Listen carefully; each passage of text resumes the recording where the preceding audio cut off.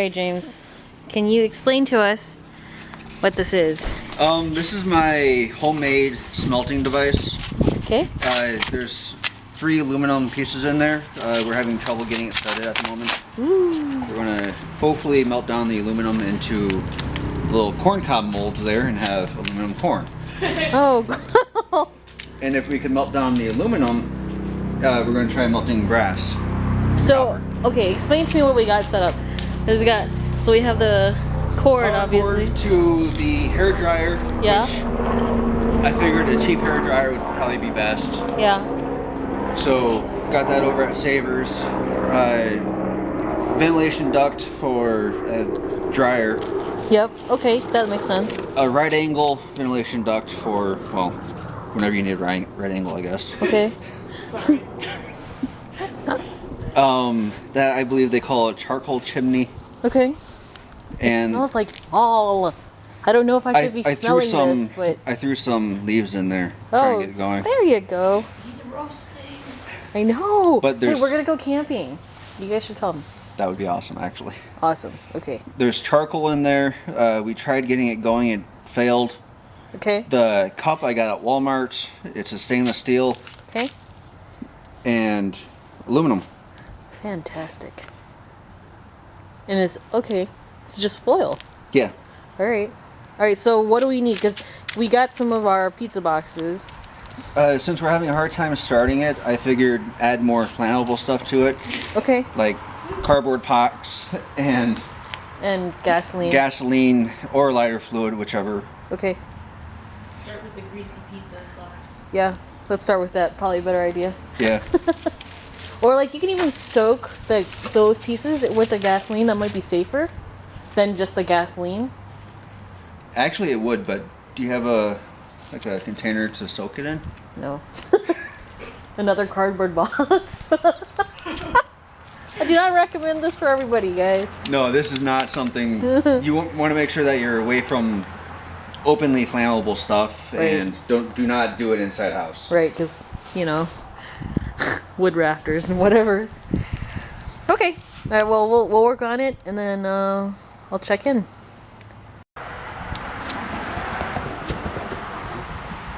Whoa.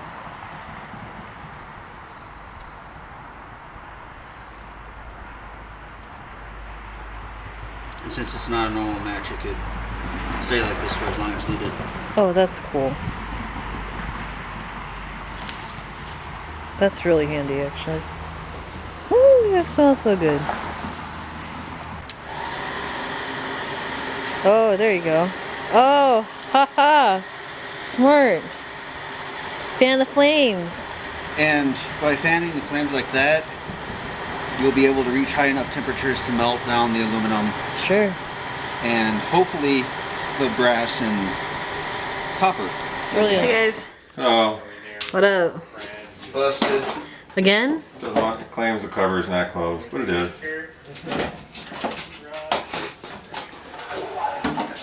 Screw that one. Alright, Cartwright. We hate you. We don't hate you, we just don't understand you. Why are you not working? Why? Every time someone wants to use you, you don't work. Without fail. The red spots that you see right there Yeah. and along the inside, Yeah. that means that this is actually getting up to the proper temperature Sweet. to melt the aluminum. Is that a heat sink? That is, yes, that's aluminum heatsink. Oh, funny. And I figured, well, because it's aluminum, why not throw it in there? Yeah. Dude, that's awesome. I'm excited. So am I. Are we on our way to making aluminum corn? Possibly. We aim high here at the Rabbithole. Aluminum corn, brass corn, bronze corn. We do what we can. Dude, corn of all flavors, man.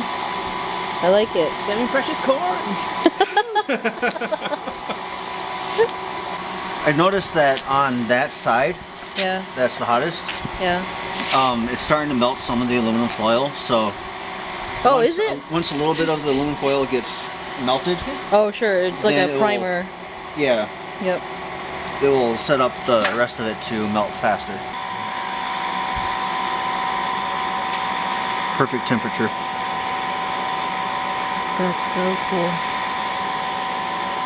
All right, Flint, Mr. Flint here. Hi. Hello. I brought a present. Because I paid lots of money for it. Yep. So we have to use it. So maybe Whisker doesn't have to use the bandsaw so much. Yep. And can get finer. So these do turns. better.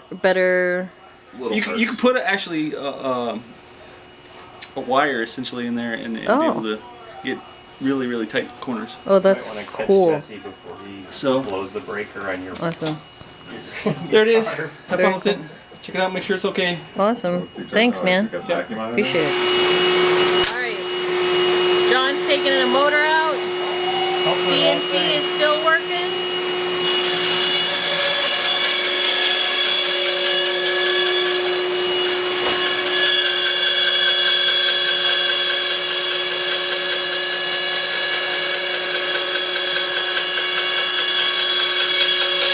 So I put in a bunch of aluminum foil, which is this stuff, Yep. and 2 heat sinks. This large one and that husk of a small one there, Yeah. which, as you can see, is melted.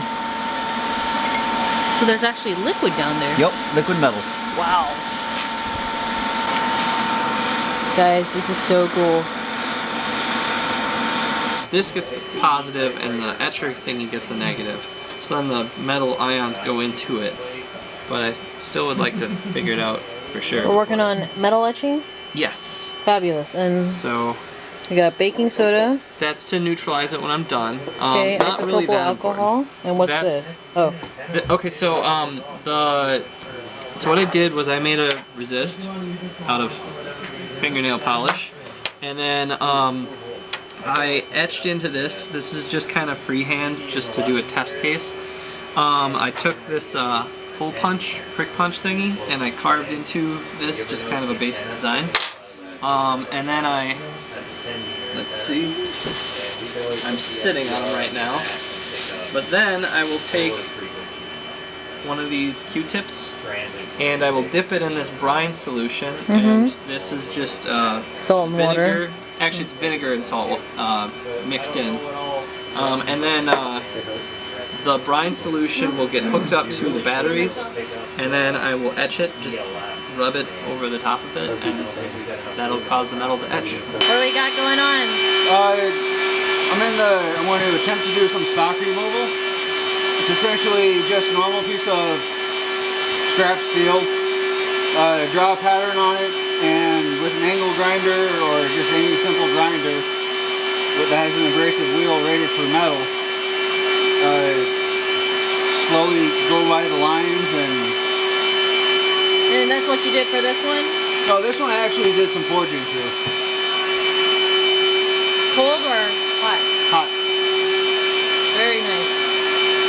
Cool. Good luck. Thank you. And now we have our biological experiment at the hackerspace. Enrique the Great. What's Enrique the Great doing now? Stuff works because you Exploring hands that look terrible from work. But What? How's it? What's its grand adventure's goal? To remain alive? To take over the world. I see. One hand at a time. So I mean, it's not acetone. Enrique. Enrique the Great. Very nice. So what you see is 2 9-volts linked together in a series, Yeah. and then the positive is hooked up to the metal piece, Okay. and the negative is hooked up to the etcher. And so basically, And it is electrically connected? yes, Or because conductive? the Q-tip has been soaked in a salt water and Oh, vinegar I see. Yes. Okay, that makes solution. sense. So it is Brilliant. conducting. You can tell because see the yellow. Yeah. That means it's burning. working. Yep. It's burning away. It's not like a ton, but it is enough that it'll show up when I'm done. How much time do you need? Does this take? 5 minutes. I've already done this part pretty well. I think I might need a little bit more, or just grab another Q-tip somewhere. This is really kind of neat. Yeah.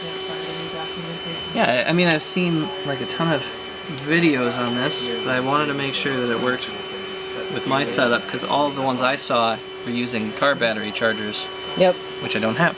So. Which are 12 volt. Yeah. Well, this together in It's theory should be 18. 18. Yeah. I think it's lower amp though. I think that's the difference. Yep. That's why I wasn't sure. But yes, this does work. Somewhat. And so you can tell the. By the color of this. You can tell because it's actually getting some. Okay. It should be a bit darker, but I think it's kind of running out of juice. Okay. It was darker on the other one. Like that. Had the Grease out of the way. grease out of the All way. right. Yeah. So explique por favor. Negatory. So next time I'll have to use a little higher power, but it works. So location of etching.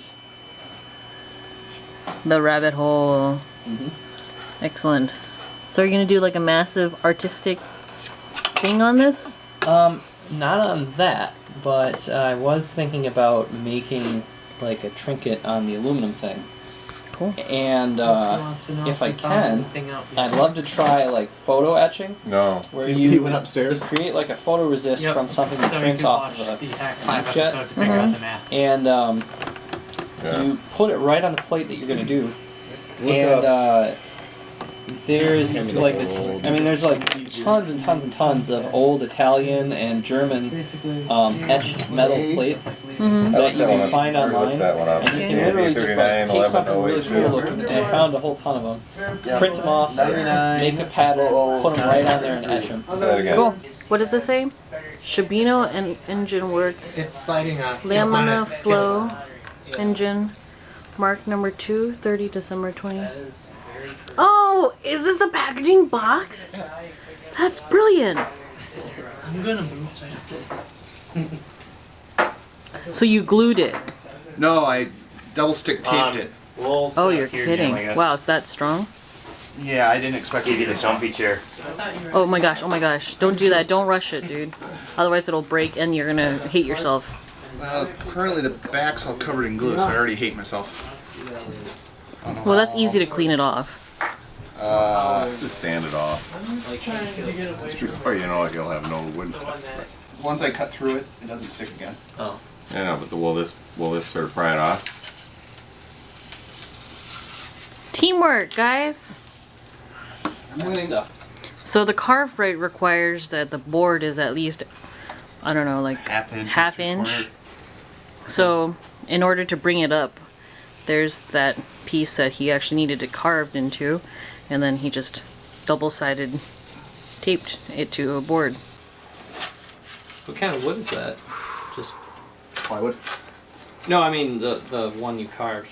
Plywood. Oh. Okay. This is not working.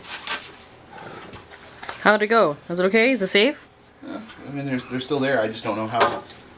You can see where the layers changed. Why'd the layers change? Because it's plywood. The Oh. internal layers. They used a darker wood on one part than Oh, on the this is so cool.